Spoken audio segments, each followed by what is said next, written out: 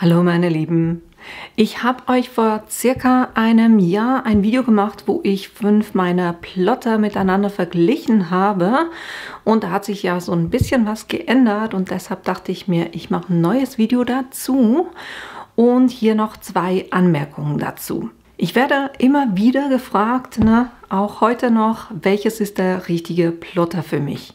Und für mich ist das Thema, es gibt nicht den richtigen Plotter, sondern das hängt extrem davon ab, was ich gerne mit dem Plotter machen will, wie ich gerne arbeite, wie versiert ich mit technischen Geräten bin, wie versiert ich mit Grafikprogrammen bin.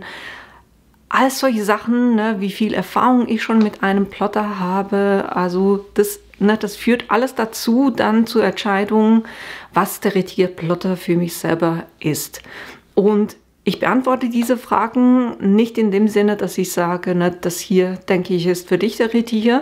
Das heißt, ich gebe wirklich keine Empfehlung ab, sondern ich verweise halt einfach auf die Videos, die ich gemacht habe, weil mein Ziel ist es, euch so viele Informationen wie möglich zu geben, damit ihr dann für euch entscheiden könnt, welches der richtige Plotter für euch ist. Das heißt, diese Entscheidung müsst ihr wirklich selber treffen.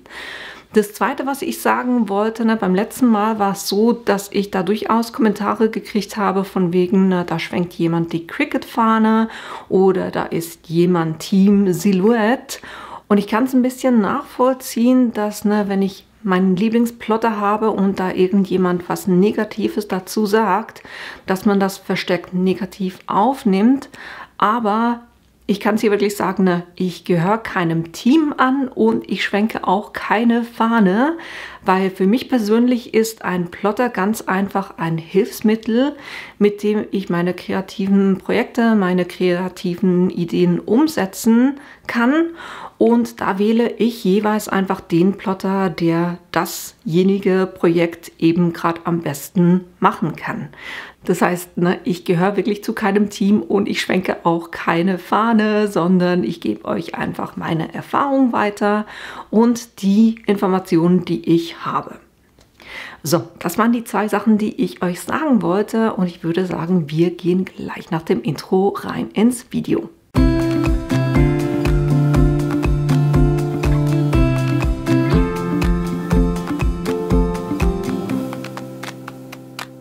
Beim letzten Mal, als ich euch den Plottervergleich gemacht hatte, waren damit dabei der Brother Scan & Cut CM900, die Cricut Troy, der Cricut Maker, die Silhouette Portrait 3 und die Silhouette Cameo 4. Heute wird es ein bisschen anders sein. Ich habe die beiden kleinen rausgenommen, das heißt die Silhouette Portrait 3 und die Cricut Troy. Und auch der Brother Scan & Cut, der CM900, ist nicht mehr dabei, weil ich ja jetzt den Brother DX1350 habe. Wenn euch diese Geräte interessieren, dann guckt euch das alte Video an, dann könnt ihr auch wunderbar zum Beispiel die beiden miteinander vergleichen oder auch gucken, was kann die Troy im Vergleich zum Maker oder auch die Portrait im Vergleich zur Cameo 4. Das könnt ihr da nachgucken. Ich werde auch auf die Plotter-Software heute nicht groß eingehen, weil das sonst wirklich zu lange dauern würde. Aber ihr findet wirklich super viele Videos dazu auch auf meinem Kanal. Ich habe mittlerweile auf meinem Kanal über 400 Videos und damit ihr euch da möglichst gut zurechtfindet, habe ich das extra auch so ein bisschen aufgegliedert. Das heißt, wenn ihr in die Playlist geht, dann findet ihr hier einerseits eine Playlist, die heißt Rund ums Plotten und das sind im Moment 164 Videos und darin sind ganz einfach alle Videos, wo es ums Plotten geht, egal mit welchem Plotter ich das Projekt jeweils umgesetzt habe. Wenn ihr aber zum Beispiel jetzt wissen wollt, wie ihr was mit einem spezifischen Plotter machen könnt, dann könnt ihr zum Beispiel hier zum Cricut Maker gehen, da hat es 84 Video, Cricut Troy hat 20 Video, Scan & Cut hat 44 Videos, Portrait, Cameo, der SDX und auch die Juliette. Jetzt ist es aber nicht so, dass ich, nur weil es da mehr Videos hat, ich einen Plotter bestimmt gut finde, sondern das ist ganz einfach dem geschuldet, dass ich zum Beispiel den Maker schon sehr lange habe und deshalb hat es da auch mehr Videos drin, genau gleich wie beim Scan & Cut, den ich mittlerweile nicht mehr habe, aber auch da findet ihr eben zum Beispiel 44 Videos drin. Das wollte ich euch sagen, dass ihr da wirklich, wenn ihr eben in die Playlists reingeht, dass ihr da wirklich zu den einzelnen Plottern auch die entsprechenden Videos findet. Starten wir mal mit der Übersicht von den Plottern, die ich euch heute zeigen werde. Das ist einerseits der Brother STX 1350, dann der Cricut Maker, dann die Caesar Juliette und dann die Silhouette Cameo 4. Bei den Brother Plottern gibt es verschiedene Modelle in der STX-Serie und da unterscheidet es sich auch, was mitgeliefert wird. Na, da habt ihr eine ganze Liste und je nachdem, was ihr gerne damit machen könnt, würde ich dann ein unterschiedliches Modell nehmen und die zusätzlichen Tools, die ihr sonst noch verwenden wollt, dass ihr die dann einfach nachbestellt. Zudem gibt es bei Brother auch eben die CM-Serie. Das war derjenige, den ich vorher hatte. Ich hatte den CM900 und da habt ihr halt einfach ein bisschen weniger Möglichkeiten mit diesen Geräten als das, was ihr mit den STX-Geräten machen könnt. Beim Cricut Maker, ich habe eben wie gesagt den Cricut Maker. Es gibt natürlich auch noch den Cricut Maker 3, was die neuere Variante ist. Was bei dem unterschiedlich ist, dass der einfach eine höhere Geschwindigkeit hat, wenn ihr die Smart Materials verwendet und dass der auch ohne Matte schneiden kann. Und was es da natürlich auch noch gibt, ist die ganze Explorer-Serie. Da gibt es auch unterschiedliche Modelle. Zudem, na, das habt ihr am Anfang gesehen, gibt es auch ein kleineres Modell, das ist die Cricut Joy. Die Caesar Juliette, die gibt es seit November 22, das heißt eigentlich erst seit ungefähr 3-4 Monaten. Und das hier, also die Juliette, ist ein 12-Inch Plotter, das heißt 30 cm. Und da kommt auch schon bald der größere Plotter, das ist der Romeo. Und der sollte ab circa März verfügbar sein. Das ist dann ein 24-Inch Plotter, das heißt 60 cm. Dann bei Silhouette. Die Cameo 4 ist, soweit ich weiß, das letzte Modell oder das aktuellste Modell, nennen wir es mal so. Es gibt durchaus auch größere Modelle. Das sind zum Beispiel die Cameo Plus, die ist 37 cm und die Cameo Pro, das ist 61 cm. Die beiden habe ich selber aber nicht. Was es auch gibt, ist die Silhouette Curio. Die ist speziell gemacht zum Gravieren und Prägen. Auch die habe ich nicht. Und was es hier eben bei Silhouette auch gibt, ist ein kleineres Modell. Das ist dann eben die Silhouette Portrait. Kommen wir zu den Spezifikationen. Von den Preisen her, ich habe euch einfach mal die aktuellen Preise aufgelistet und es sind Schweizer Franken, weil ich in der Schweiz wohne und lebe und deshalb die Sachen auch größtenteils hier kaufe. Von dem her habe ich euch hier eben die Frankenbeträge angegeben. Das kann auch variieren je nach Anbieter und natürlich auch nach Land. Das heißt, da müsst ihr wirklich gucken, was für Preise bei euch sind. Und was auch wichtig ist, dass ihr wenn ihr einen Preisvergleich macht, auch immer mit einkalkuliert, was mitgeliefert wird. Na, wenn ich bei einem Plotter zum Beispiel 3 verschiedene Matten mitgeliefert bekomme, müsst ihr das natürlich im Vergleich dann angucken beim anderen Plotter, der nur eine Matte mitliefert, was es dann kosten würde, wenn ich die 2 zusätzlichen Matten noch kaufen müsste. Ne? Also, dass ihr das mit einkalkuliert. Und ich würde auch immer wieder gucken, ob ihr da irgendwo gute Angebote findet, wo ihr die Geräte auch zu einem reduzierten Preis bekommt. Beim Brother STX Plotter sind wir vom Preis her im Moment bei 549. Beim Maker sind wir bei 339, beim Maker 3 438. Bei der Caesar Juliette sind wir bei 499 und bei der Silhouette Cameo sind wir bei 269. Von der Größe her und vom Gewicht sind wir beim Brother Plotter bei einer Länge von 53,1 cm, Breite 21,5 cm und die Höhe 17,3 cm. Das Gewicht sind hier stolze 8,8 Kilo. Und was die Schneidekraft angeht, da haben wir eine maximale Schneidekraft von 1,26 Kilo. Beim Maker haben wir eine Länge von 56 cm, eine Breite von 19 cm und eine Höhe von 17,5 cm. Das Gewicht sind hier 6,8 Kilo und die maximale Schneidekraft sind 4 Kilo. Bei der Juliette ist die Länge 60,5 cm, die Breite 27,5 cm und die Höhe 28,5 cm. Das Gewicht hier sind 7 Kilo und die maximale Schneidekraft sind 0,8 Kilo. Und dann bei der Cameo, da haben wir eine Länge von 57 cm, eine Breite von 17 cm, eine Höhe von 19,5 cm. Das Gewicht ist hier 4,7 Kilo und die maximale Schneidekraft, das ist auch der die höchste hat, das sind hier 5 Kilo. Von der Software her, die ihr mit den Plottern verwendet, ist es beim Brother der Brother Canvas Workspace. Bei Cricut ist es der Cricut Design Space. Bei Caesar ist es das Leonardo Design Studio und bei Silhouette ist es das Silhouette Studio. Ich habe mir auch noch angeguckt, zum Beispiel, ob man die Geräte dann auch mit einer App ansteuern kann. Das heißt, ob man mit dem iPad arbeiten kann. Beim Brother Plotter gibt es den Canvas Workspace auch als Online-Version, da allerdings mit eingeschränkten Möglichkeiten.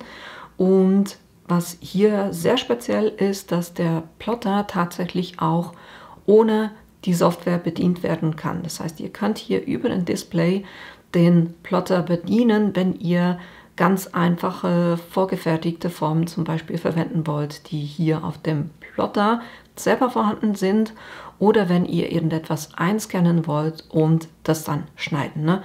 Dann könnt ihr auch nur mit dem Plotter arbeiten. Die Projekte, die ihr im Brother Canva erstellt, die könnt ihr natürlich auch mit anderen Brother-Plottern verwenden. Natürlich nur, wenn der Plotter dann die Funktionalität auch beinhaltet. Wenn ich zum Beispiel gucke, ich habe für den SDX-Plotter ein Print and Cut, ein zusätzliches Modul. Das geht nicht mit den CM-Geräten und von dem her wären dann die Projekte auch nicht möglich, die mit den CM-Projekten zu verwenden. Angesteuert kann das Ganze via WLAN und USB.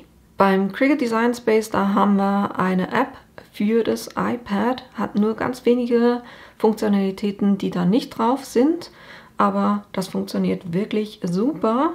Und ihr könnt auch Projekte, die ihr im Design Space macht, könnt ihr mit der Troy oder mit dem Maker nutzen. Da könnt ihr jeweils einstellen, welche Maschine ihr gerade verwendet. Bedingt auch hier natürlich, dass der Plotter das dann auch kann, ne? Also zum Beispiel Print and Cut geht ja mit der Troy nicht. Von dem her würde da so ein Projekt auch nicht Sinn machen. Was ich hier bei der Software speziell erwähnen wollte, weil das auch die einzige Software ist, die das nicht kann, ist, dass ihr Pfade bearbeiten könnt. Das heißt, Pfade direkt, dass ihr da irgendwie doppelklicken drauf könnt und dann die Ankerpunkte ansteuern könnt und die verschieben könnt. Das geht hier nicht. Angesteuert wird der Cricut Design Space via Bluetooth oder USB-Anschluss. Dann das Leonardo Design Studio, da gibt es im Moment keine App, aber ich habe gehört, dass daran schon gearbeitet wird, damit man dann die Software auch auf dem iPad nutzen kann. Zum Leonardo Design Studio wollte ich hier noch sagen, dass das ziemlich neu ist. Wir haben gesagt, dass der Plotter seit November letzten Jahres draußen ist. Und das heißt, dass auch die Software noch sehr neu ist.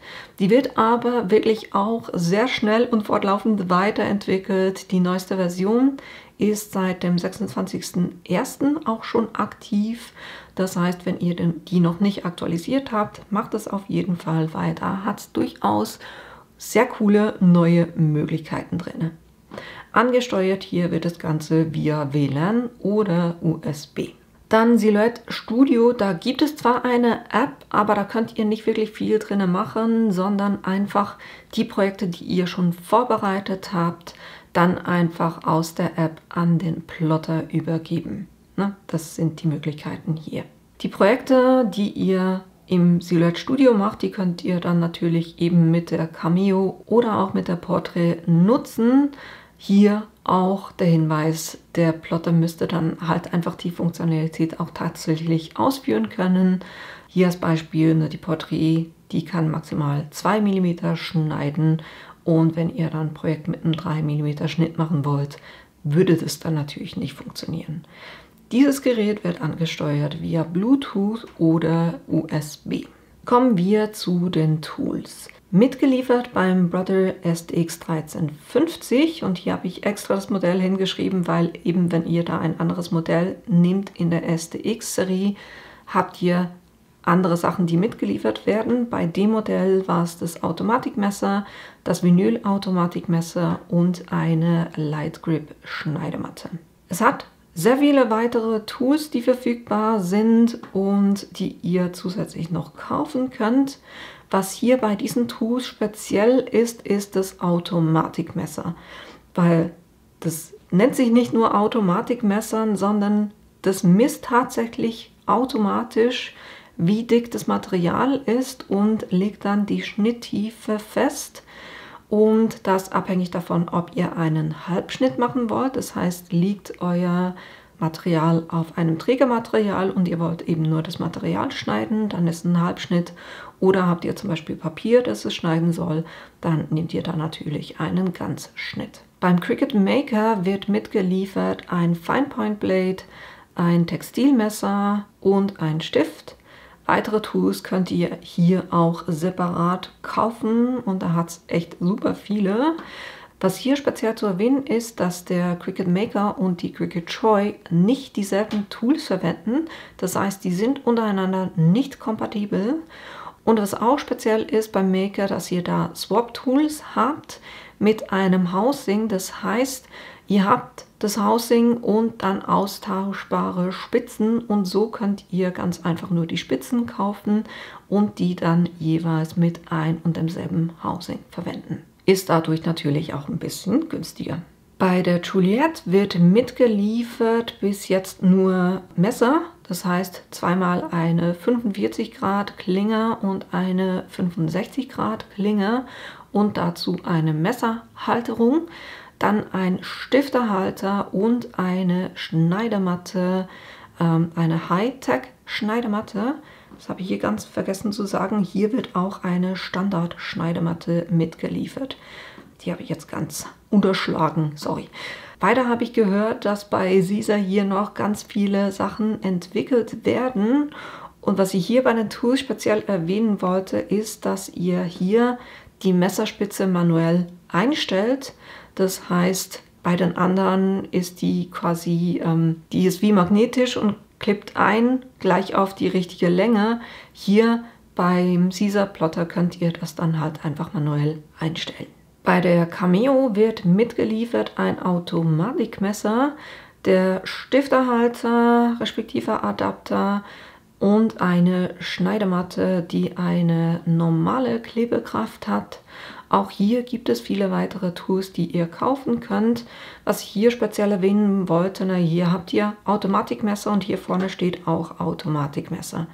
Hier ist es tatsächlich so beim Brother, dass es ein Automatikmesser ist. Das heißt, der misst selber das Material und stellt sich dann entsprechend ein. Hier bedeutet Automatik, dass ihr im Select Studio einstellt, was ihr für ein Material verwendet und wenn ihr das dann an den Plotter übergibt, dann stellt er hier das Messer so ein, dass es zu dem Material passt, was ihr im Programm eingegeben habt. Das heißt, es ist nicht wirklich dasselbe Automatikmesser, wie das hier beim Brother Plotter der Fall ist. Jetzt, damit ihr nicht nur auf die Folien starren müsst, zeige ich euch das Ganze natürlich auch in echt. Das ist der Brother Plotter, der STX 1350. Und von den Messern oder Tools her. Wir haben hier die beiden, das sind eben die Automatikmesser, einerseits das normale und das Vinylmesser.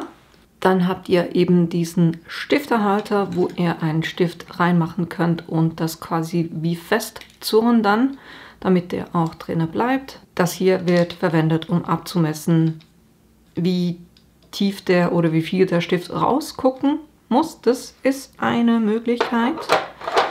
Es gibt von Brother auch die Stifte. Dann habt ihr hier so einen kleinen Stiftehalter, den ihr aufmacht und da den Stift reinmacht. Und der guckt dann unten so ein bisschen raus. Dann könnt ihr das in den Plotter reinmachen. Dann habt ihr hier so ein Embossing-Tool, 1,5 mm und 3 mm. Das sind unterschiedlich dicke Spitzen, mit dem ihr embossen könnt. Dann haben wir hier zwei Sachen. Einerseits ist es ein Tool mit so einer runden Plastikspitze und einen Stift. Das wird fürs Foiling verwendet. Das heißt, es wird zuerst auf das Papier mit diesem Stift geschrieben, dann lässt man es trocknen, dann legt man die Folie drauf und dann wird das mit dem quasi noch festgedrückt. Dann habe ich hier diese beiden Spitzen oder das Tool. Das wird fürs Paper Piercing, das heißt, um kleine Löchlein ins Papier reinzumachen. Das ist eine ganz dünne Nadel, die da drin ist. Das wird dafür verwendet und da könnt ihr zum Beispiel so Karten mit Strickmotiven machen. Ist auch eine ganz coole Sache. Und ihr könnt natürlich eben auch die manuell einstellbaren Tools verwenden, wo ihr ein normales Messer habt und einen tiefen Schnittmesser. Einsetzen tut ihr das Ganze. Deckel wegnehmen, Tool hier reingeben, runter machen und schon könnt ihr loslegen. Geht ganz einfach. Und wenn ein Messer nicht mehr richtig schneidet, müsst ihr nicht das ganze Messer kaufen, sondern ihr habt hier auch solche Ersatzklingen, die ihr dann ins Tool reinmachen könnt. Was ich euch hier auch noch kurz zeigen wollte, ist die Aufbewahrungsmöglichkeit. Das heißt, ihr habt hier einfach, wo ihr was reinmachen könnt und das schließen. Das geht. Und ihr habt vorne eben zwei Fächer, relativ große, wo ihr auch noch Sachen reinmachen könnt, die ihr nicht im Gebrauch habt. Und die werden mit Magneten verschlossen, von dem her hält das hier sehr gut. Kann man die Sachen reinmachen und den Plotter einfach wieder schließen und das Ganze so aufbewahren. Dann als nächstes kommen wir zum Cricut Maker. Und da haben wir hier vorne ein Fach und das Standardmesser sieht so aus. Das macht ihr hier vorne ganz einfach rein. Und da gibt es auch viele weitere Tools. Ein durchaus wichtiges Tool ist hier das Tiefenschnittmesser oder das Knife Blade. Und da habt ihr schon eine durchaus robuste, dicke Klinge. Damit schneidet ihr eben zum Beispiel auch Balsaholz. Dann haben wir hier zum Beispiel die 41, da sind auch immer schön Nummern vorne drauf. Das ist eine Gravurspitze und das ist eben jetzt zum Beispiel ein Swap-Tool.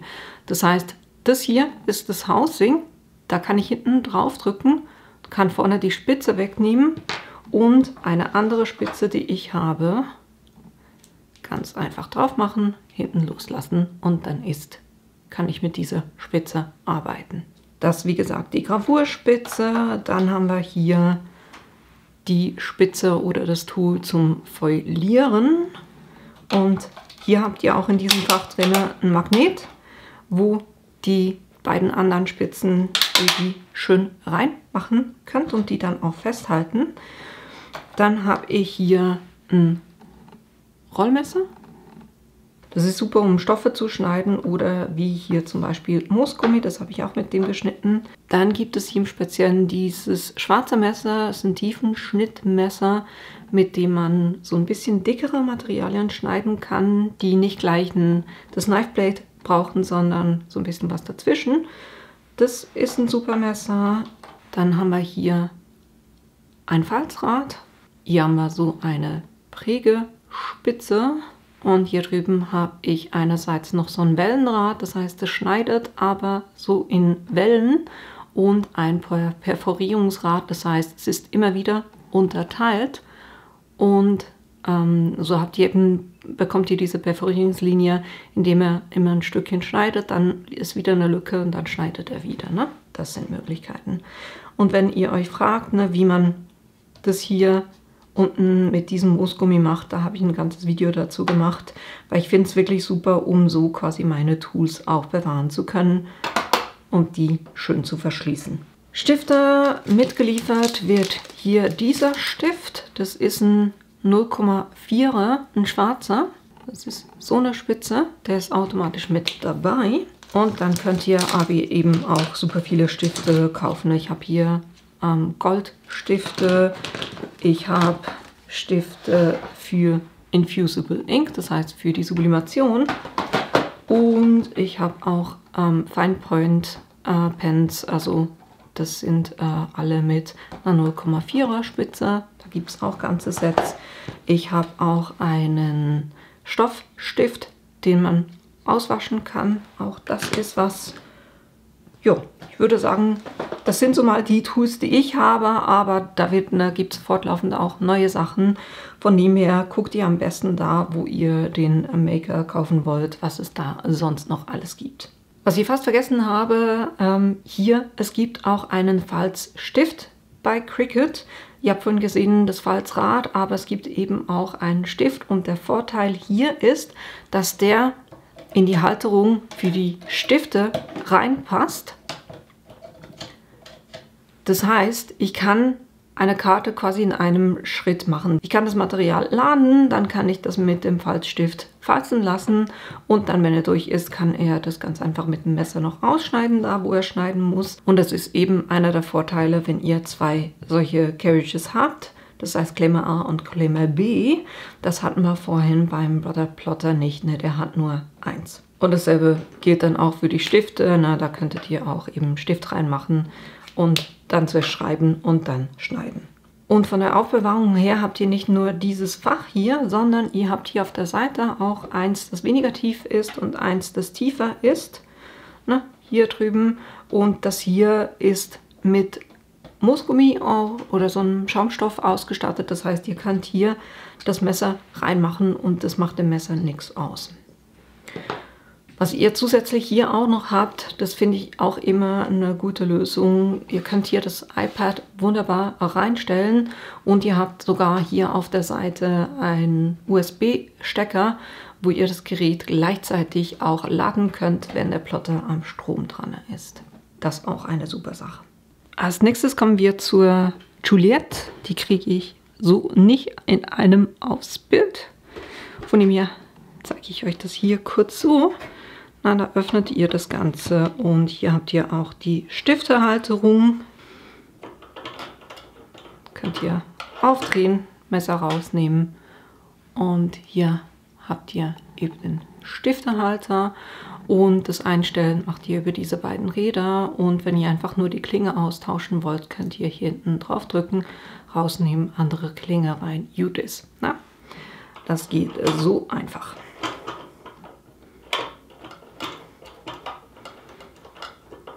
Und da bekommt ihr eben auch 3 unterschiedliche Klingen, eben die 2 45 Grad und die eine 65 Grad. Was ich für mich gemacht habe, ist, dass ich mir noch 2 zusätzliche Halterungen gekauft habe, weil ich versuche, das jeweils so zu machen, dass ich zum Beispiel Papier nicht mit derselben Klinge schneide, wie ich das Vinyl schneide, weil ich mit dem Papier eine stärkere Abnutzung habe, gleich wie wenn ich zum Beispiel Glitzerfolie schneide. Deshalb schneide ich die Sachen mit einem separaten Messer und dann in einer Halterung habe ich eben das 45 Grad Messer für die tiefen Schnitte. Das ist das und dann habt ihr hier eben den Stifteadapter, wo ihr die Caesar-Stifte, da gibt es im Moment einfach Sublimationsstifte und ich weiß nicht, ob ihr das seht, das ist unten so ein bisschen dreieckig und so sind auch die Stifte gemacht. Das heißt, ihr könnt den Stift hier reinmachen und das Ganze dann in den Plotter reingeben und dann wird das hier quasi eingeklemmt. Wenn ihr andere Stifte verwenden wollt, die müssten dann halt auch relativ dünn sein. Das ist der dünnste Stift, den ich hier habe und der kommt hier nicht durch. Wenn ihr Stifte habt, die dünner sind als das, dann könnt ihr auch die reinmachen und zum Beispiel gucken, dass ihr so ein Plastik oder ein Klebeband ringsherum macht, dass es dann so festgehalten wird. Ne? Das ist eine Möglichkeit. Aber von Caesar selber gibt es im Moment die Sublimationsstifte. Bin mir ziemlich sicher, dass es da dann irgendwann entweder andere Stifte geben wird oder einen anderen Adapter, wo man dann eben auch mit anderen Stiften rein kann. Hier, wir haben keine Dual Carriage, sondern nur eine eine Stelle, ne, wo wir ein Messer reinmachen können. Und ihr habt hier auch keine Aufbewahrungsmöglichkeiten. Das ist wirklich ein sehr schlichtes, aber wie ich finde, sehr cooles Design von der ganzen Geschichte hier. Was bei dem ich noch speziell erwähnen wollte, ist, dass ihr hier, wenn ihr das anguckt, dieser Kopf ist eigentlich so breit, aber der verschwindet im Gehäuse drinne. Und dadurch könnt ihr mit dem Messer auch relativ weit draußen starten und verliert da nicht den Platz, weil das ganze Gehäuse irgendwie hier anstehen würde. Na, von dem her alles wunderbar. Dann kommen wir noch zur vierten in der Runde, das ist die Silhouette Cameo.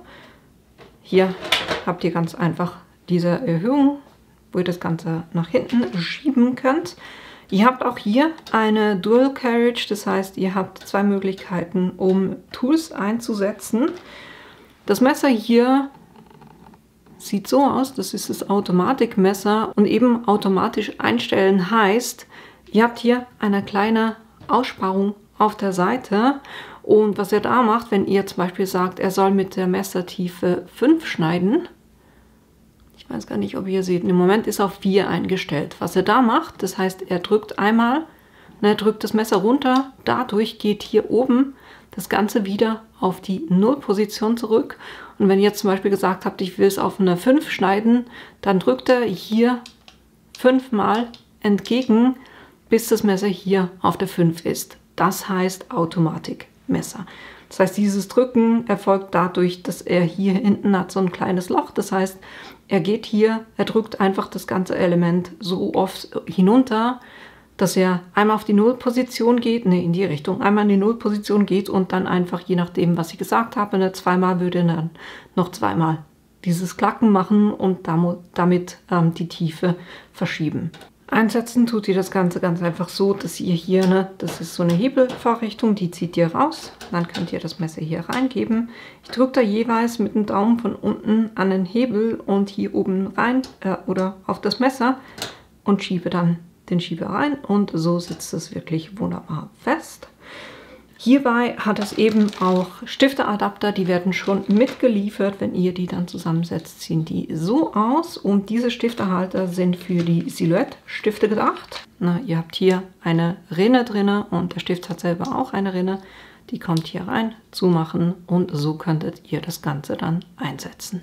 Das ist das, wenn ihr mit den Silhouette-Stiften arbeiten wollt, aber ihr könnt hier zusätzlich auch noch so einen Penholder, das heißt so einen Stiftehalter kaufen, wo ihr dann je nach Größe von eurem Stift einen Aufsatz drauf macht und das Element dann in den Plotter reingeben könnt. Und das Schöne ist, ihr habt hier unten auch immer angezeigt, ne, für welchen Plotter das ist. Dann gibt es auch von Silhouette ein Rotary Blade, das heißt dieses Rollmesser. Und dann habt ihr hier auch ein Craftmesser, ein Schneidermesser und eins mit 2 mm und eins mit 3 mm. Hier steht Type B, das heißt die Type B Tools sind solche, die ihr für die Porträt verwenden könnt und für die Cameo 4, ne? 2 mm, weil wir haben ja bei der Porträt nur einen 2 mm Durchlass und deshalb ist dann beim 3 mm steht dann nur noch Cameo, weil das ja mit der Porträt nicht funktionieren würde. Ich habe hier zusätzlich noch 2 Tools. Das eine ist ein individueller Stiftehalter. Ich hatte den gekauft, bevor ich gesehen habe, dass es sowas gibt. Von dem her war jetzt nicht sehr intelligent eingesetztes Geld, aber naja. Und was ich auch gekauft habe, ist so eine Engraving-Tipp.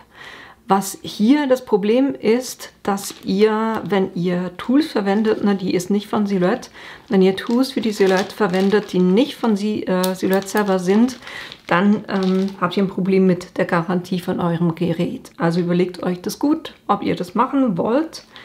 Ich habe es bis jetzt noch nie eingesetzt. Das war so euphorisch, als ich damit gestartet habe, dachte ich, das muss ich haben, aber ich habe es nie verwendet, weil ich denke mir immer, es hat einen bestimmten Grund, warum es dieses Tool nicht gibt und ich habe auch immer so ein bisschen Angst, ne? Diese Geräte sind ja alle kalibriert.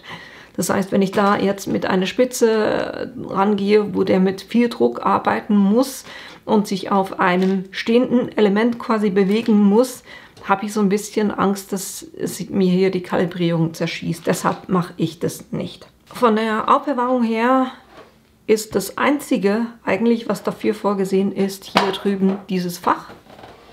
Da habt ihr ein ganz kleines Fach, wo ein Messer drinnen Platz hat. Das war's dann auch schon.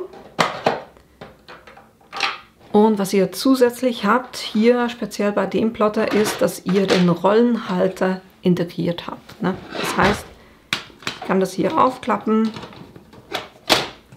und habe hier eine Rollenhalterung, wo ich eine Rolle in der richtigen Größe einsetzen kann und das dann hier durchfädeln kann und dadurch ich das quasi direkt ab Rollenhalter ausplotten kann. Und was das dann zusätzlich auch noch hat, ist hinten habe ich, wo ist es denn? Hier habe ich noch ein Schneidemesser drin, wo ich das, was hinten rauskommt, schneiden könnte. Na, das ist speziell bei diesem Plotter hier. So, damit hatten wir auch die Tools, ne? Habe ich euch jetzt alles erzählt. Und auch schon die Aufbewahrung und das Thema mit der Dual Carriage. Ich weiß nicht, wie man das auf Deutsch nennen würde. Dual-Halterung, Doppelhalterung. Einfach ne, beim Maker und bei der Silhouette, dass ihr eben zwei Bereiche habt, wo ihr Tools einfügen könnt. Na, das ist speziell bei den beiden. Kommen wir zum nächsten Thema und das sind die Schneidematten und der Rollfeeder. Also die Standardmatten sind überall gleich groß. Ne? Die sind 30,5 cm mal 30,5 cm. Seht ihr, die sind bei allen Vieren gleich. Dasselbe für die großen Matten, die sind überall 30,5 cm in der Breite und in der Länge sind die dann 61 cm. Das habt ihr auch bei allen Geräten. Die große ist immer so, dass ihr die zusätzlich kaufen müsst und bei den Standardmatten gibt es bei den Anbietern immer so zum Beispiel eine, die wenig haftet, eine, die mittel haftet, eine, die stark haftet. Ne, da gibt es auch unterschiedliche Angebote und wenn ihr zum Beispiel mit Papier arbeitet, dann nehmt ihr eine, die nicht stark haftet, weil ihr sonst das Papier dann nicht wieder von der Matte runterbekommt. Das Thema ohne Matte schneiden finde ich durchaus wichtig, deshalb habe ich das hier auch aufgeführt. Beim Brother Plotter könnt ihr das machen. Beim Maker könnt ihr es nur mit dem Maker 3 machen und auch nur mit dem Smart Material. Das ist eine spezielle Produktegruppe. Bei Caesar könnt ihr ohne Matte schneiden und bei der Silhouette könnt ihr auch ohne Matte schneiden. Von der maximalen Materialdicke sind wir hier bei Brother bei 3 mm, bei Maker sind wir bei 2,4 mm, bei der Juliette sind wir bei 1 bis 1,5 mm und bei der Silhouette sind wir bei 3 mm. Rollfeeder hier von Brother gibt es einen, den man sich zusätzlich kaufen kann, den habe ich nicht. Beim Maker gibt es einen, aber nur für den Maker 3, also hier für den Maker gibt es den nicht, sondern nur für den Maker 3. Bei Caesar ist der schon in Arbeit und kommt circa Mitte März raus, damit ihr da dann eben auch einen Rollfeeder habt. Und bei der Silhouette habe ich euch das vorhin gezeigt, da ist hier vorne drin, habt ihr eben diesen integrierten Rollfeeder. Und Rollfeeder deshalb, dass ihr halt einfach eben ab Rolle plotten könnt und euch die Rolle hinten nicht rumrutscht, sondern die schön eingeklemmt laufen kann. Jetzt habe ich noch ein paar spezielle Sachen und zwar hier beim Brother ist es so, also bei den DX-Plottern ist es so, dass die Matten von den CM-Modellen nicht mit den DX-Modellen verwendet werden können. Und ich habe es hier speziell erwähnt, weil ich das schon prägnant finde. Die Qualität der Matten ist bei den Brother-Geräten, sind die meiner Meinung nach wirklich nicht gut. Also man kann damit plotten, aber das ist das einzige Gerät, wo ich es hinbekommen habe, durch die Matte durchzuschneiden. Ich zeige euch die Matten nachher kurz, damit ihr auch so ein bisschen seht, von was ich spreche. Speziell bei Cricut ist, dass ihr hier zu diesen Matten, die Standard- und großen Matten, dass ihr hier noch eine Kartenmatte habt. Bei Caesar speziell erwähnen wollte ich, das ist anders als bei den 3 anderen Plottern oder anders als es sonst bei Hobbyplottern der Fall ist. Die fangen eigentlich alle an zu schneiden oben links in der Ecke. Und hier ist es speziell, dass der Caesar-Plotter unten links in der Ecke anfängt zu schneiden und ihr positioniert mittels dieser Pfeile das Gehäuse quasi oder das Messer dahin, wo ihr anfangen wollt zu schneiden. Das ist auch speziell bei diesem Plotter. Bei Silhouette wollte ich speziell erwähnen, dass es hier noch die Picscan-Matte gibt. Das ist fürs Drucken dann schneiden, wo ihr nicht speziell auf euer Blatt dann die Passmarken ausdrucken müsst, sondern wo ihr das Blatt auf eine Picscan-Matte legen könnt, die dann mit eurem Telefon zum Beispiel abfotografieren könnt oder in einem Scanner einscannen könnt, das dann an eure Software quasi übertragen könnt und der dann diese Angaben verwendet, um das Ganze auszuplotten. So, jetzt kommen wir zum Mattenarsenal, damit ihr das auch mal seht. Und zwar eben bei den Brother-Matten habt ihr hier unten, wenn ihr hier seht, CADX, das DX, das steht eben für die DX-Plotter. Das heißt, die sind kompatibel. Wenn da nichts was steht, dann sind es die CM-Matten und die könnt ihr dann mit den DX-Plottern nicht verwenden, weil die hier oben andere Angaben haben, dass es das Ganze auch lesen kann. Und hier auch speziell, die könnt ihr nur so einfädeln, wie die Pfeilrichtung ist. Bei anderen Matten spielt es keine Rolle, ob ihr es so reingebt oder so reingebt. Bei denen ist es so, dass ihr die Pfeilrichtung beachten müsst. Hier eben bei Brother habe ich einerseits eine normal klebende Matte, das ist die violette. Dann habe ich eine leicht klebende Matte, das ist die grüne. Dann habe ich hier nochmal die Standard klebende Matte, weil ich hier für das Prägen gibt so eine Auflagematte, die so ein bisschen nachgibt und die muss man dann eben auf eine Matte kleben. Deshalb habe ich einfach hier nochmal die Standard klebende Matte genommen und das hier drauf gemacht. Und dann gibt es fürs Paper Piercing gibt's auch so eine spezielle Matte, wo dann hier ihr Element drauf kleben könnt und da eben schön die Löchlein dann gemacht werden können fürs Paper Piercing. Und dann eben die 60er oder 61er Matte, die ist dann durchaus lang. Aber hier dasselbe, es steht hier unten DX und ihr habt hier oben auch den Pfeil. Ne? Das ist die große Matte von Brother.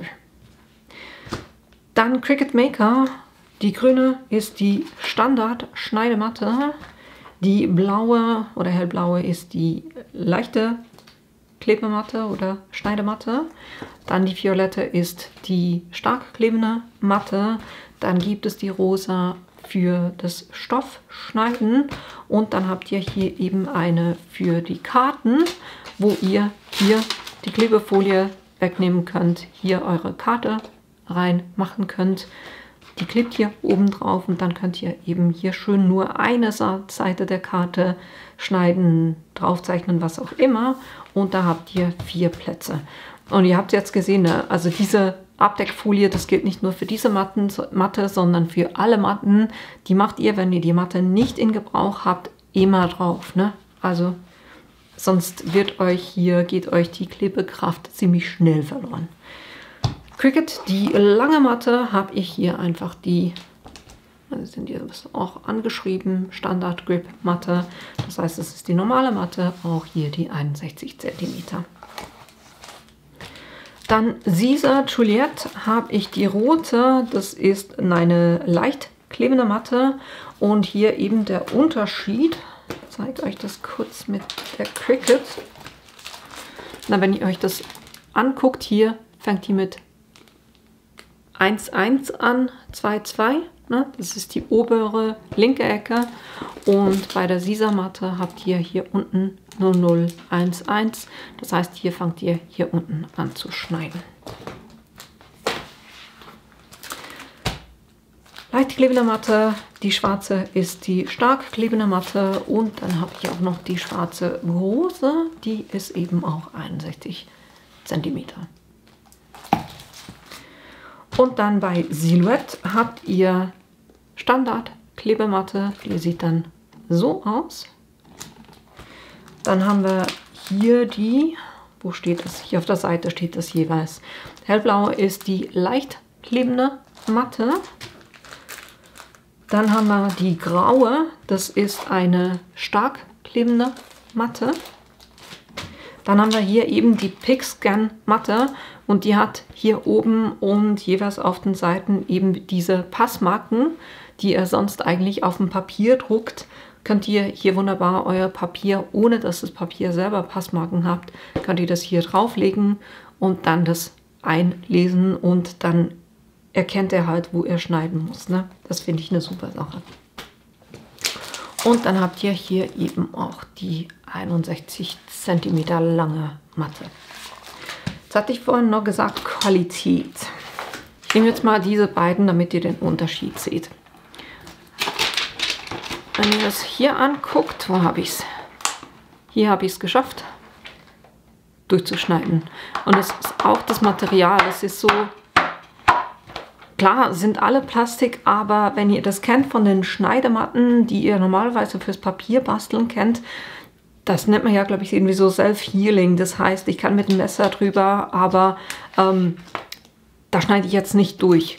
Und genau gleich sind oder ähnlich sind die Cricut-Matten aufgebaut. Das heißt, ich muss hier schon echt was anstellen, dass ich hier durchkomme. Und dasselbe auch bei hier, die von der Juliette. Die ist echt auch super. Also die beiden, wenn ich sagen müsste, die beste, ich finde immer noch, die Cricut-Matten sind echt wirklich gut.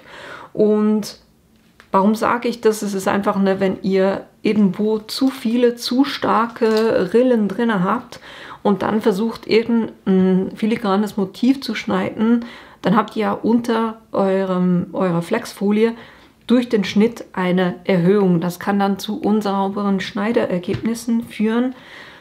Ihr könnt Matten auch immer reinigen, ne? Da gibt es auch ein Video von mir, wo ich euch das zeige, plus eben auch auffrischen. Ich mache das mit einem 3M Klebespray jeweils, dass ich einfach alles ringsherum abklebe mit Malerkrepp und die dann schön gleichmäßig versuche einzusprühen, damit dann die Matte wieder haftet. Das zu den Schneidematten. Dann als nächstes kommen wir zu den Materialien. Grundsätzlich ist es so, dass ihr Sachen wie Flexfolie, Vinylfolie, Bastelkarton, Schablonierfolie, Stoff, was auch immer. Es gibt eine Fülle an Möglichkeiten, was ihr mit dem Plotter schneiden könnt. Es ist eigentlich mehr abhängig davon, welche Tools ihr zur Verfügung habt und welche Funktionalitäten der Plotter selber habt und mit welchem Druck der Plotter arbeiten kann. Aber ihr könnt auch, ihr könnt Materialien von Cricut kaufen und die mit Silhouette schneiden. Ihr könnt Sisafolien kaufen und die mit dem Plotter schneiden. Das geht alles auch. Ihr müsst nicht zwingend jetzt nur Cricut-Materialien kaufen, damit ihr mit dem Cricut-Plotter arbeiten könnt. Also ihr könnt da durchaus auch andere Folie verwenden. Ich selber arbeite seit Jahren hier mit Sisafolien und die verwende ich tatsächlich mit allen 3 Plottern. Neue eben, seit ich die Sisa Juliette habe, natürlich auch mit dem Plotter. Zu den Eigenprodukten bei Brother ist es so, dass ihr viele Tools als Starter-Kit kaufen könnt und darin dann auch Materialien drin sind. Ist jetzt aber aus meiner Sicht nicht der Riesenanbieter an Materialien, sondern da arbeitet ihr eher mit Drittmaterialien. Bei Cricut ist es genau das Gegenteil. Die haben extrem viele Eigenprodukte. Sind nicht immer die billigsten oder nicht immer die günstigsten, sagen wir es mal so. Aber da habt ihr echt eine Fülle an Möglichkeiten und da kommt auch fortlaufend was Neues. Das letzte war so das Smart Material und die Wasserfarbenstifte. Bei Sisa kommt aus dem Bereich der Folienherstellung und daher habt ihr hier auch sehr viele qualitativ hochstehende Folien. Und nicht nur zum Schneiden, sondern ihr habt hier eben auch zum Drucken und Schneiden wie die Easy Color, die ihr mit einem normalen Inkjet-Drucker bedrucken könnt. Oder auch zum Beispiel für die Sublimation habt ihr die Easy Subliner. Das sind so zwei Beispiele. Also hier wirklich viele Möglichkeiten an verschiedenen Folien. Was die Zukunft angeht, kann ich euch nicht sagen. Ich kann mir durchaus vorstellen, da wir hier jetzt auch einen Plotter von Siser haben, dass es da noch weitere Materialien geben wird. Silhouette, ähnlich wie bei Cricut, haben wir hier schon sehr viele Materialien zur Verfügung und da kommen auch immer wieder neue Materialien dazu. Von dem her könnt ihr da einfach mal in den Läden, wo ihr Plottersachen kauft, mal gucken, was es da so alles gibt. Und ich habe echt auch schon sehr viele verschiedene Videos gemacht, wo ich Materialien von Silhouette verwende. Jetzt geht es so ein bisschen drum, ne, was kann ich denn mit einem Plotter machen? Und da habe ich so verschiedene Gruppen rausgenommen. Und das erste ist Holz, Chipboard und Graupappe. Bei Brother geht es bis zu 3 mm und zwar mit der tiefen Schnittklinge, mit diesem Schneidemesser. Bei Maker sind wir hier, ja, das geht auch mit dem Knife Blade bis zu 2,4 mm. Und was ich hier so mag, ist, dass ich relativ einfach das Material auswählen kann und dann definiert der Plotter den Druck und die Anzahl Durchgänge selber und er fängt dann einfach an und geht mit dem Messer ein bisschen weniger tief und mit jedem weiteren Schnitt geht er tiefer. Das ist bei der Silhouette anders, komme ich gleich noch dazu. Bei Siser habe ich das noch nicht getestet. Ihr müsst hier einfach beachten, wir hatten hier eine maximale Materialdicke von 1 bis 1,5 mm. Von dem her könnt ihr da auch nicht allzu dicke Materialien schneiden. Dann bei Silhouette habt ihr ein Jahr bis zu 3 mm mit dem Craft Blade und da könnt ihr eben das 2 mm nehmen oder das 3 mm Craft Blade, je nachdem, was ihr machen wollt. Hier ist es halt das Ganze ein bisschen komplizierter. Ich habe es ganz ehrlich gesagt einmal ausgetestet und habe es seither nicht mehr gemacht, weil ihr müsst tatsächlich das Messer jedes Mal manuell einstellen. Das heißt, ihr stellt das Messer ein bisschen weniger tief ein, schneidet einmal. Dann nehmt ihr das Messer raus, stellt es eine Stufe tiefer ein, macht es wieder rein, schneidet wieder und so weiter und so fort. Das heißt, ihr geht hier quasi manuell die einzelnen Stufen durch und das fand ich nicht so prickelnd. Das heißt, wenn ich dickes Material schneiden will, dann gehe ich tendenziell eher mit dem Brother oder mit der Cricut. Ich habe ja neu auch einen Laser, von dem her schneide ich solche Sachen jetzt doch dann lieber mit dem Laser, weil das hier bei diesen Geräten doch schon eine Weile dauert und es auch nicht so extrem präzise wird, wie wenn ich das mit dem Laser schneide. Ne? Dann Thema Papier, Bastelkarton, Falzen. Für diejenigen, die aus dem Papierbastelbereich kommen, verstehen so ein bisschen, warum das für mich wichtig ist. Und deshalb erwähne ich das hier auch, damit ihr da das auch wisst. Ihr könnt, also mit den Plottern könnt ihr Papier schneiden, aber ich möchte ja zum Beispiel, wenn ich Karten mache, möchte ich ja eine Falzlinie ziehen. Und hier ist der Unterschied, Falzlinie wird quasi das Material runtergedrückt, damit das Papier dann weiß, wo es sich falten soll. Und bei Perforierungslinien werden ganz kleine Schnitte gemacht, damit das Papier dann sich da legt. Und unter den Papierbasteln ist es ein bisschen verpönt, wenn man Perforierungslinien hat, aber eben es bieten nicht alle Plotter die Möglichkeit an, dass ich Falzlinien machen kann. Hier bei Brother ist es genau so, dass standardmäßig die Linien eben nicht Falzlinien sind, sondern Perforierungslinien, das heißt, es sind kleine Schnitte. Ihr könnt hier, wenn ihr das Embossing-Kit habt, könnt ihr diese Stifte auch verwenden, um quasi zu falzen. Ne? Das ist eine Möglichkeit. Beim Cricut habt ihr sogar zwei Möglichkeiten. Ihr habt einerseits den Falzstift und ihr habt aber auch noch ein Falzrad. Das heißt, hier könnt ihr wirklich falzen. Bei Siser gibt es noch keinen Falzstift. habe ich eingebracht, dass ich da gerne einen hätte, weil ich das schon sehr gut finde, wenn man das machen kann. Und hier habt ihr mit dem neuen Release, also dem seit Ende Januar, habt ihr auch die Möglichkeit, Perforierungslinien zu machen. Das war vorher noch nicht möglich.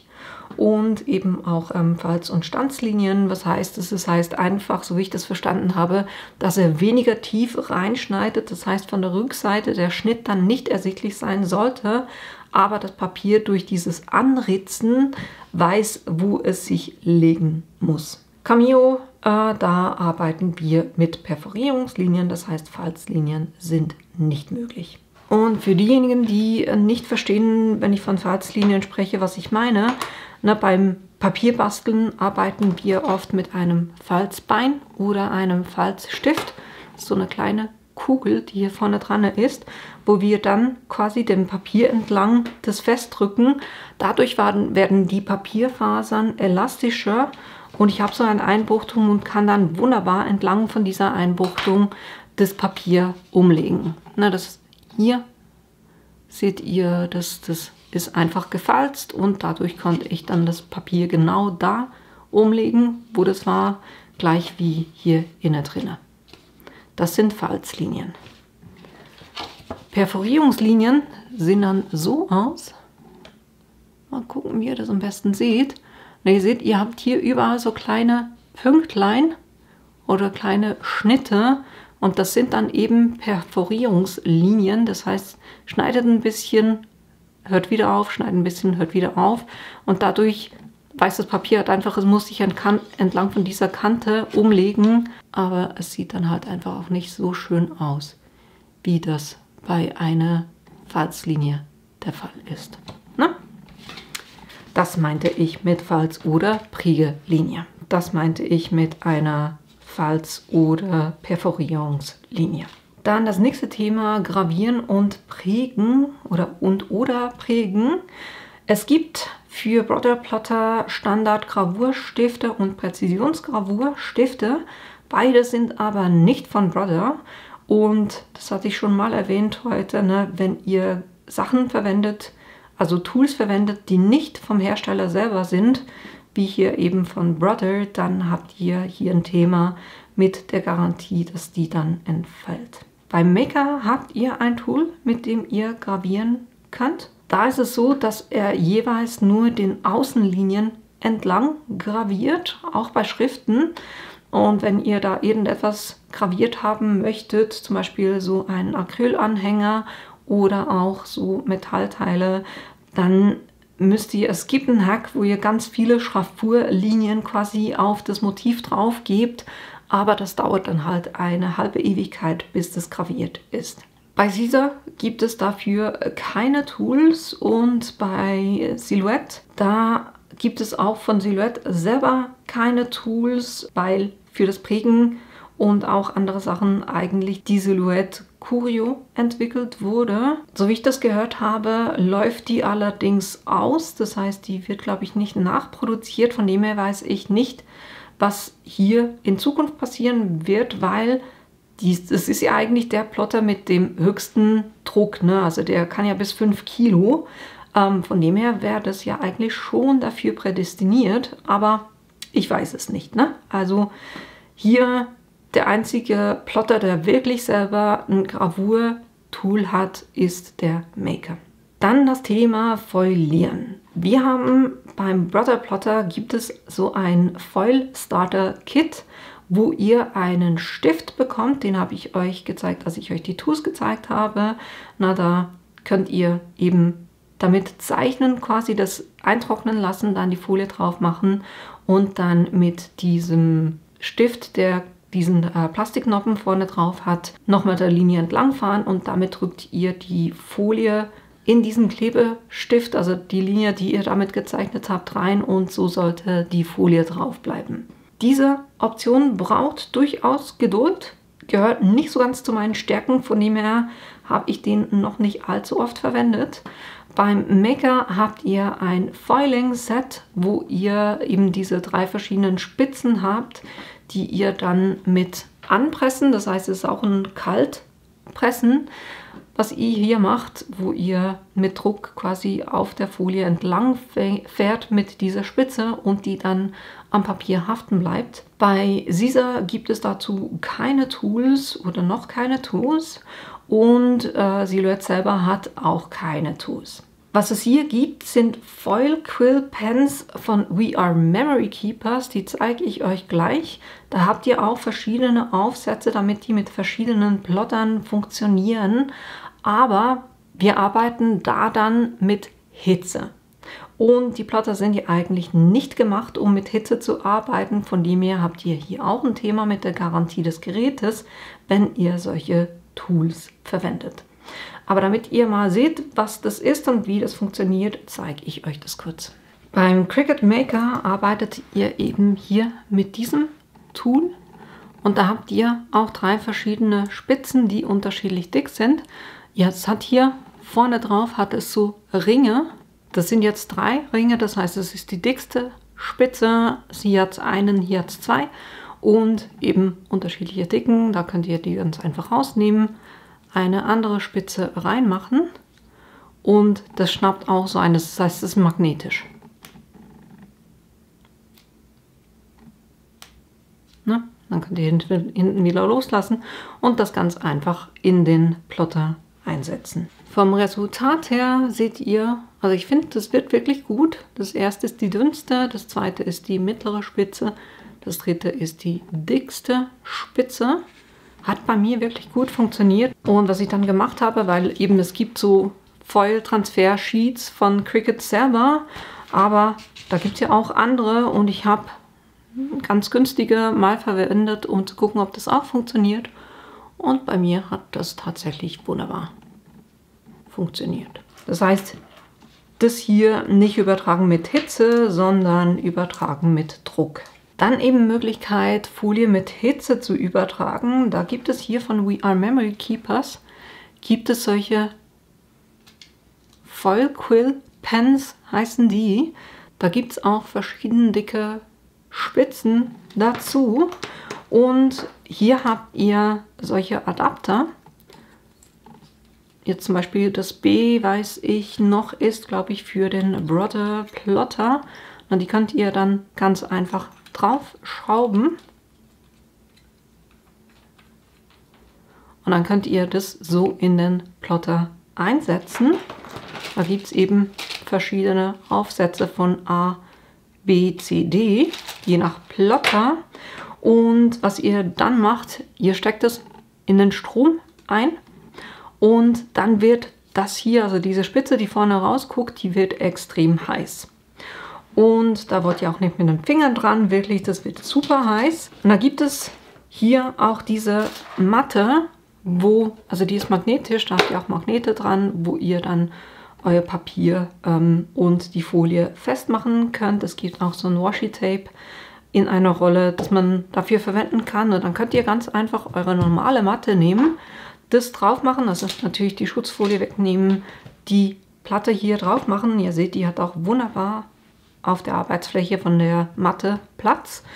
Und dann könnt ihr das so in den Plotter reingeben und dann könnt ihr, also ich mache es jeweils so, dass ich das Tool außerhalb aufheizen lasse, dann hier vorne nicht mehr berühren, sondern ich arbeite hier quasi hinten dran, setze das so in den Plotter ein, gucke natürlich, dass ich mit der Spitze nichts berühre, sondern das schön runter mache und unten mache ich dann diesen Löffel rein, das ist so ein Metalllöffel quasi, dass in der Zeit, wo ich nicht plotte, dass die Hitze hier auf den Löffel geht und nicht sonst irgendwo hin. Und sobald ich anfange zu plotten, ziehe ich den weg und dann macht er hier mit der Folie, dann eben mit der Hitze, drückt er das Ganze auf eurem Bastelkarton fest. Und sobald ich fertig bin, nehme ich das Ganze auch wieder raus, stecke es aus und lege das irgendwo hin, damit sich da auch niemand dran verbrennt. Das sind die Foil Quill Pens und die könnt ihr eben mit verschiedenen Plottern auch verwenden. Aber wie gesagt, wenn ihr das macht, wenn ihr mit denen arbeitet, dann habt ihr ein Thema mit der Garantie, wenn da irgendetwas passiert. Dann Schreiben, Zeichnen, da habt ihr die Stiftehalter gesehen, ne? Beim Brother geht es eben mit den Stiften für den Brother Plotter. Hier gibt es dann aber eben auch einen Stiftehalter, mit dem ihr auch andere Stifte verwenden könnt. Bei Cricut habt ihr, also ihr könnt mit Stiften arbeiten, hier einfach mit den Stiften von Cricut selber und das dann hier drüben in der Klemme A, das heißt, es ist die linke Klemme. Dann bei Caesar gibt es einen Stiftehalter, der mitgeliefert wird. Das habe ich euch gezeigt. Ne? Der ist so innen drin so ein bisschen dreieckig. Von dem her passen hier die Sublimationsstifte rein. Aber wenn ihr dünnere Stifte habt, die ihr da durchkriegt, könnt ihr auch versuchen mit Klebeband oder Gummi zu arbeiten, das um den Stift herum zu wickeln und das dann so quasi festzuhalten. Also hier ein kleiner Hack. Und bei Silhouette könnt ihr einerseits mit den Stiften von Silhouette arbeiten, aber auch da habt ihr einen Stifteadapter, den ihr oder womit ihr dann andere Stifte verwenden könnt. Dann auch ein wichtiges Thema Print and Cut respektive Scan and Cut, das heißt auf Deutsch übersetzt drucken und dann schneiden oder scannen und dann schneiden. Ich habe das extra getrennt, weil die unterschiedlichen Geräte unterschiedliche Sachen können. Beim Brother ist es ja so, der heißt STX steht für auch Scannen Cut. Das heißt, ihr könnt mit dem Gerät scannen und zwar sehr gut scannen. Der hat 600 dpi, also Dots per Inch, die er scannen kann. Und was hier auch ist, es gibt ein zusätzliches Modul für die DX-Serie, wo ihr dann eben auch Passmarken ausdrucken könnt und dann auch ein Drucken und dann Schneiden machen könnt. Das heißt, hier ist beides möglich. Beim Maker könnt ihr Scan and Cut nicht machen, aber ihr könnt Print and Cut machen. Da ist anstelle der Passmarken, die ihr bei den anderen Plottern habt, macht der einen schwarzen Rahmen um das Ganze herum. Und da könnt ihr auch nur drucken und schneiden bis zu einer Größe von 17,2 cm x 23,5 cm. Ja, das müsst ihr hier einfach beachten. Bei Caesar, da habt ihr Passmarken. Und das Coole hier ist, dass ihr die Passmarken sogar anpassen könnt, wie viel Abstand das zu eurem Motiv haben soll. Ihr könnt mehrere Motive einfügen, dann passen sich da die Passmarken auch an. Und ihr könnt auch sagen, ne, wollt ihr die Passmarken auf die ganze Seite haben oder entlang von eurem Motiv. Das heißt, hier der ganze Prozess, um das Drucken und Schneiden zu machen, ist wirklich super einfach und vor allem auch extrem präzise. Dann bei der Silhouette. Ihr könnt einen Scan and Cut machen, das heißt einscannen und schneiden, das aber nur mit der Pixscan-Matte, die habe ich euch gezeigt, ne? Und das Drucken und Schneiden funktioniert dann aber ganz normal auch ohne Pixscan-Matte, auch hier mit Hilfe von Passmarken. Dann Stoffe schneiden, auch bei vielen Thema. Beim Brother Plotter, ja, geht es und ihr habt da auch ein spezielles Automatik-Rollmesser. Bei Cricut geht es auch. Auch hier habt ihr ein, das nennt sich Rotary Blade, ist auch ein Rollmesser und hier auch speziell noch eine Stoffmatte. Bei Caesar denke ich, also ich habe es ganz ehrlich gesagt noch nicht probiert, aber es müsste eigentlich gehen, dass ihr, wenn ihr beschichtete Stoffe habt, die sich nicht verziehen, dass ihr das mit dem Messer schneiden könnt, weil hier gibt es noch keine Rollklinge. Und bei Silhouette für die Cameo 4 gibt es hier speziell auch ein Rollmesser, von dem her geht auch das. Jetzt kommen wir noch zum Thema Präzision, Geschwindigkeit und Lautstärke, weil ich euch das gezeigt habe, als ich die Caesar Juliette getestet habe und da ein bisschen negatives Feedback bekommen habe, warum ich das da nicht gleich gezeigt habe, welche Maschine wie laut war, wie präzise geschnitten hat und wie schnell die waren. Aber in dem Video ging es mir wirklich darum, euch die Caesar vorzustellen, also die Juliette.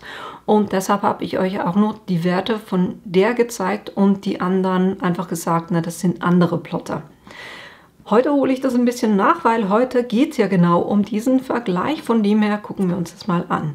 Von der Präzision her ist es so, dass ich 3 Motive geschnitten habe. Einerseits drucken und dann schneiden und geguckt habe, wie gleichmäßig ist der Abstand ringsherum.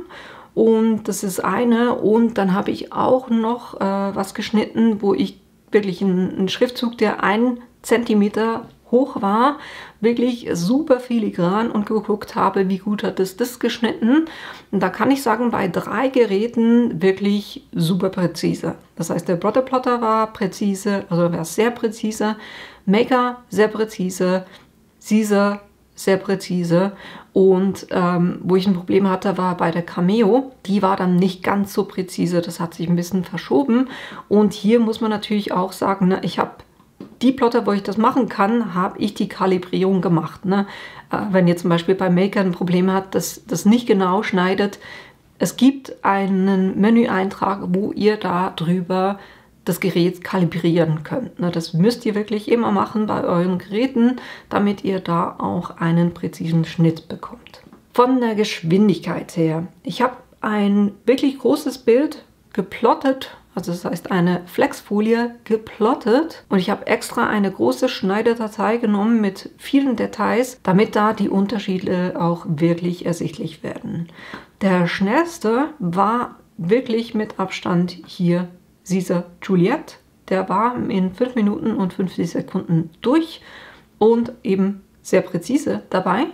Dann die nächste war dann die Cameo, die hatte 8 Minuten und 24 Sekunden. Dann das nächste war der Maker und ich habe wirklich überall einfach die Standardeinstellungen verwendet. Und da waren wir bei 11 Minuten und 58 Sekunden. Und der langsamste, was mich persönlich erstaunt hat, war 15 Minuten und 8 Sekunden der Brother Plotter. Man kann natürlich hier die Geschwindigkeit hochschrauben. Bei dem Gerät habt ihr die Möglichkeit, dann leidet dann halt einfach so ein bisschen das Schneideergebnis, wenn ihr da zu hoch geht. Von dem her, ich habe wirklich die Standardeinstellungen gelassen und das waren dann fast 3-mal so viel wie mit der Caesar Juliette. Dann Lautstärke sind die 3, das heißt der Brother, der Maker und die Caesar Juliette, sind alle in einem ähnlichen Bereich. Also der leiseste definitiv hier Brother mit 53 Dezibel, hier aber bis 67. Das heißt, jedes Mal, wenn er schneidet, geht hoch, ajustiert sich, schneidet es wieder. Und dieses Ajustieren, das hört man, das sind jeweils da die 67 Dezibel. Beim Maker, der ist ziemlich durchgängig, 68 bis 72 Dezibel. Caesar zwischen 65 und 70 Dezibel. Und hier beim Test, das war wirklich mit Abstand der lauteste. Ich denke, das erstaunt diejenigen, die den kennen, auch nicht. Der ist wirklich mit 85 Dezibel. Naja, ist eine Geräuschkulisse, die man nicht immer zu schätzen weiß. Sagen wir es mal so. Somit habe ich auch das nachgeholt, dass ihr da auch seht bei diesen Tests, die ich gemacht habe. Und ich kann euch das Video hier oben verlinken, falls ihr wirklich sehen wollt, was ich da gemacht habe und wie ich es gemessen habe. Zweitletztes Thema, Unterstützung. Weil wenn ihr einen Plotter neu habt, wollt ihr ja gerne wissen, wie das Ganze funktioniert und das vielleicht auch bei dem einen oder anderen abgucken oder zumindest irgendein Handbuch haben, wo ihr das nachlesen könnt. Bei Brother ist es so, dass es am Anfang nicht so viele Videos gab, aber da kommen jetzt immer mehr, vor allem auch zu den DX-Geräten. CM-Geräten weniger jetzt, aber die DX-Geräte, da gibt es schon durchaus Videos. Ich habe auf meinem Kanal ein paar und gute Adressen hierfür sind auch das Kreativchalet, das heißt die Andrea und die Miriam alias die Plottertante. Und da gibt es dann auch weitere Videos von hobbyplotter.de selber, weil die sind ja Hauptvertriebspartner in Europa, so wie ich das verstanden habe. Von dem her findet ihr auch hier Videos und auch in Deutsch. Ne? Dann Cricut. Da ist es so, aufgrund der Tatsache, dass die als Vermarktungsstrategie haben, dass sie größeren YouTube-Kanälen die Maschinen oder Neuheiten zur Verfügung stellen, gibt es hier durchaus viele Kanäle und viele Videos. Ich bin nicht immer sicher, wie neutral das wirklich ist, aber wir gehen jetzt einfach mal davon aus, dass es neutral ist, aber eben hier findet ihr wirklich super viele Videos. Und was ich hier auch super finde, ist, dass ihr auf der Cricut-Hilfe-Seite, das ist eine Webseite, wo ihr nach einem Thema suchen könnt und da in Deutsch wirklich hilfreiche Tipps bekommt, auch mit Bildern hinterlegt. Also die Seite lohnt sich zu kennen, definitiv. Dann Caesar, aufgrund der Tatsache, dass das Gerät seit November 2022 auf dem Markt ist, gibt es hier logischerweise noch nicht so viele Videos. Bin aber sicher, dass da noch viele kommen werden. Und die Videos von Sisa selber sind im Moment nur in Englisch zur Verfügung. Es gibt eine Online-Hilfe, wo ihr aus dem Leonardo Studio, das ist die Software, die ihr verwendet, da direkt drauf zugreifen könnt. Und seit dem Januar-Release gibt es die auch in Deutsch. Das heißt, ihr habt hier online wunderbar eine Hilfestellung, auch mit Bildern hinterlegt, wo ihr nach Thema, ihr habt ein Inhaltsverzeichnis, wo ihr gucken könnt, wo das Thema sein könnte, nachdem ihr sucht, und dann könnt ihr draufklicken und springt direkt auf diesen Teil. Das heißt, hier eine super Hilfe, wenn ihr mit dem Leonardo Studio arbeitet oder eben mit der Sisa Juliette. Und zu jedem Plotter gibt es natürlich auch das Benutzerhandbuch in Deutsch auch, und eben auch das ist sehr verständlich aufgebaut. Bei Silhouette ist es so, dass es dadurch, dass es eben diese Geräte auch schon super lange auf dem Markt gibt, halt einfach so, dass es auch viele Videos gibt und eben nicht nur zu Cameo, sondern auch zu den anderen Plottern. Und es gibt von Silhouette selber auch einen YouTube-Kanal, wo auch eine Serie drin ist, die Silhouette 101 heißt. Und da hat es sehr viele Videos drin, jedoch sind die nur in Englisch. Was es hier aber zusätzlich gibt, ist auch ein sehr ausführliches Benutzerhandbuch, auch in Deutsch, und das ist definitiv auch super verständlich aufgebaut. Na, hier, das sind die Unterstützungen, die ihr findet. Jetzt kommen wir noch zu meinem persönlichen Fazit. Und warum steht hier persönlich? Ganz einfach deshalb, das sind Sachen, wo ich denke, dass die wichtig sind oder die mir aufgefallen sind, so wie ich mit den Plottern arbeite. Deshalb habe ich das persönliches Fazit genannt. Kommen wir zuerst zum Brother STX 1350. Ich habe ja mit dem CM-Plotter angefangen, mit dem CM900, und ich muss sagen, seit ich den habe, da habe ich schon definitiv mehr Möglichkeiten damit. Und was ich hier auch super finde, ist das Automatikmesser. Und ich habe ein Video gemacht, wo ich, glaube ich, 63 verschiedene Materialien getestet habe. Und der allergrößte Teil davon hat das Automatikmesser wirklich funktioniert. Also das hier ist definitiv eine super Hilfestellung. Dann, was ihr hier auch speziell habt, dass ihr eben ohne Matte schneiden könnt. Und was ihr bei dem Plotter auch speziell habt, dass ihr einerseits ein Scannen und dann Schneiden habt, aber eben auch ein Drucken und dann Schneiden, dass ihr beide Möglichkeiten habt. Beim Cricut Maker sticht für mich so ein bisschen heraus, dass es extrem viele verschiedene Tools gibt und eben auch diese Swap-Tools, wo ich dann nur noch zusätzliche Spitzen kaufen muss und die quasi so austauschen kann, und dass es auch sehr viele Materialien gibt. Das Ganze halt einfach nicht immer ganz so günstig, ne? Was mir beim Maker auch aufgefallen ist, dass der schon eine sehr hohe Benutzerführung hat. Das heißt, wie ihr da auch als Plotter-Einsteiger unterstützt werdet, und eben, dass ihr das Ganze dann auch mit dem iPad machen könnt und da genau die gleiche Unterstützung auch habt. Als negativer Punkt hier beim Maker oder überhaupt beim Cricut Design Space ist halt einfach das Thema, dass der als einziger, dass ich da keine Ankerpunkte und Schneidepfade manuell verändern kann. Das heißt, ich kann Sachen voneinander ausschneiden oder Pfade vereinen, aber ich kann nicht auf die einzelnen Ankerpunkte zugreifen und so meine Form manipulieren. Das fehlt mir hier wirklich. Ja, deshalb habe ich das hier als Punkt aufgeführt. Sisa Juliette. Eben, wie ich jetzt schon ein paar Mal gesagt habe, der Plotter ist noch relativ neu auf dem Markt. Und ich habe gehört, dass da auch an einer App entwickelt wird und eben auch die Software, die wird noch weiterentwickelt, aber es hat schon einen ziemlich großen Sprung gemacht vom letzten Release jetzt zu diesem Release, aber da kommt garantiert noch vieles mehr. Was ich hier auch super finde, dass ich ohne Matte schneiden kann. Und was ich jetzt hier gar nicht so speziell aufgeführt habe, aber für mich, weil ich mit den Sisa-Folien arbeite, ist es auch super praktisch, dass ich quasi schon Schnitteinstellungen habe für diese einzelnen Folien, auf die ich zugreifen kann. Ne? Also das ist eine super Sache.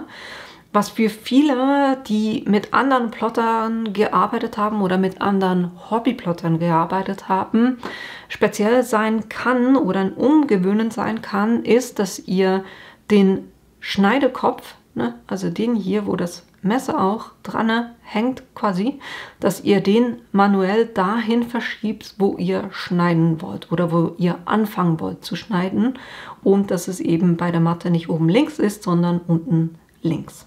Ich denke mal, auch wenn der von den Tools her hier noch nicht ganz so viel bietet wie die anderen Plotter an Angeboten, finde ich es trotzdem, dass der gerade speziell für diejenigen, die viel mit Folien, das heißt HTV oder Heat Transfer Vinyl, Flexfolien, Vinylfolien oder Papier schneiden wollen, Sticker, das heißt das Ganze drucken und dann schneiden. Wenn ihr solche Sachen machen wollt, ist der wirklich empfehlenswert, weil er ist super schnell und er ist super präzise. Also da kann man wirklich nicht meckern. Und ich bin definitiv gespannt, was in der Zukunft hier noch alles kommt, und werde euch die Sachen natürlich dann auch zeigen. Dann die Silhouette Cameo. Da kann man definitiv sagen, was die Plotter Software angeht, ist das Silhouette Studio der absolute Rolls-Royce. Also was ihr da, gerade wenn ihr, ihr habt ja verschiedene Abstufungen, aber wenn ihr da die Business Edition nehmt, eigentlich schon mit der Basis Edition, ihr könnt wirklich super viel drin machen und mit der Business Edition dann eben noch mehr. Und das Schöne ist mit dieser Software, ihr könnt damit arbeiten, mit der Business Edition, da eure Schneidedateien erstellen, und dann könnt ihr diese SVG-Dateien exportieren und die mit jedem anderen Plotter auch verwenden, weil ihr könnt ja hier bei den anderen Plotter-Software könnt ihr SVG-Dateien einfügen oder importieren, und deshalb ist wirklich hier die Business Edition vom Silhouette Studio, das ist für mich keine Frage, es ist wirklich die beste. Negativer Punkt, was ich hier aufgeschrieben habe, ist tatsächlich die Lautstärke. Ihr habt vorhin im Vergleich gesehen, dass der im Vergleich zu den anderen Plottern durchaus schon laut ist und das ja durchaus Nerven kosten kann, wenn man da versucht, nebenbei irgendwas anderes zu machen, wenn er am Plotten ist. Das war jetzt aber auch schon alles, was ich euch heute zeigen wollte, und ich hoffe natürlich, dass das hilfreich war für euch, dass ihr die notwendigen Informationen habt, damit ihr dann die Entscheidung treffen könnt, welches Gerät das Beste ist für euch, für eure Bedürfnisse. Und eben, wenn ihr da noch mehr erfahren wollt, könnt ihr auch bei mir auf dem YouTube-Kanal in die entsprechenden Playlists reingehen, und da findet ihr noch ganz viele Videos zu den einzelnen Geräten. Wie gesagt, ich hoffe, das war hilfreich für euch. Ich hoffe, euch hat das Video gefallen und dass ich euch in einem meiner nächsten Videos wiedersehe. Bis bald! It's getting cold, the waves are crashing in when the